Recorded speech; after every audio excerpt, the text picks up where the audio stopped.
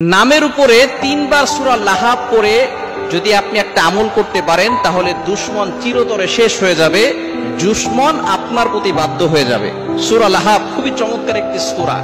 এই সূরা লাহাব এমন সময় আল্লাহ পাক রব্বুল আলামিন নাযিল করেছিলেন যখন আল্লাহ পাক রব্বুল আলামিন নবীজি সাল্লাল্লাহু আলাইহি ওয়াসাল্লামকে নবুয়ত দিয়েছিলেন এবং নবীজি সাল্লাল্লাহু আলাইহি ওয়াসাল্লাম সকলের কাছে তিনি দাওয়াত প্রচার করেছেন। তখন তার চাচা আবু লাহাব সে কিন্তু এক হাত দিয়ে পাথর নিক্ষেপ করেছিল। আল্লাহ পাক রব্বুল আলামিন তার জন্য বলেছে তাব্বাত ইয়াদা আবি লাহাবি ওয়া তাব, আবু লাহাবের দুই হাত ধ্বংস হয়ে যায়। সুতরাং যারা দুশমন আছে, এই দুশমনকে যদি আপনি কাবু করতে চান, দুশমনের ক্ষতি থেকে যদি আপনি বাঁচতে চান, সূরা লাহাব, ওই দুশমনের নাম লিখে যদি সূরা লাহাব আপনি তিনবার পড়তে পারেন, কিভাবে পড়বেন আমি বলে দিচ্ছি।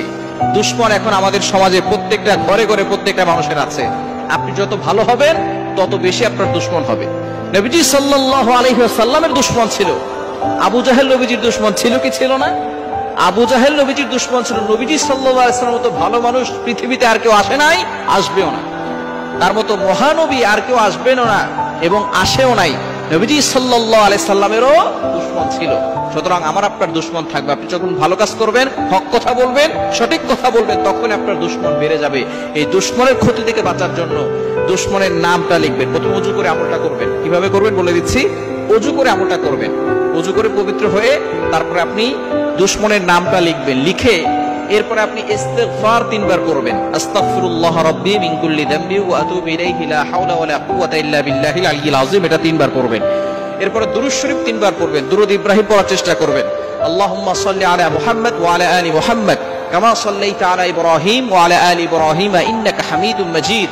আল্লাহুম্মা বারিক আলা মুহাম্মাদ ওয়া আলা আলি মুহাম্মাদ কামা বারাকতা আলা ইব্রাহিম ওয়া আলা আলি ইব্রাহিম ইন্নাকা হামিদুম মাজিদ, এটা তিনবার পড়বেন।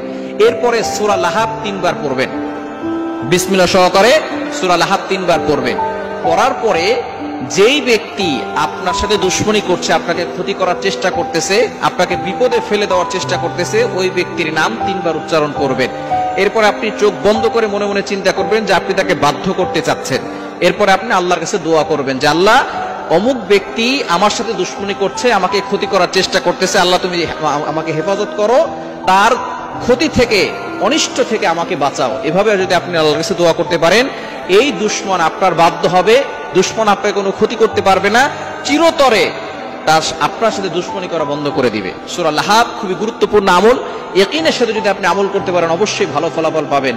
7 দিন আমল করবেন, টানা 7 দিন। ফজরের নামাজের পরে আমলটা করতে পারেন অথবা ইশার নামাজের পরেও করতে পারেন।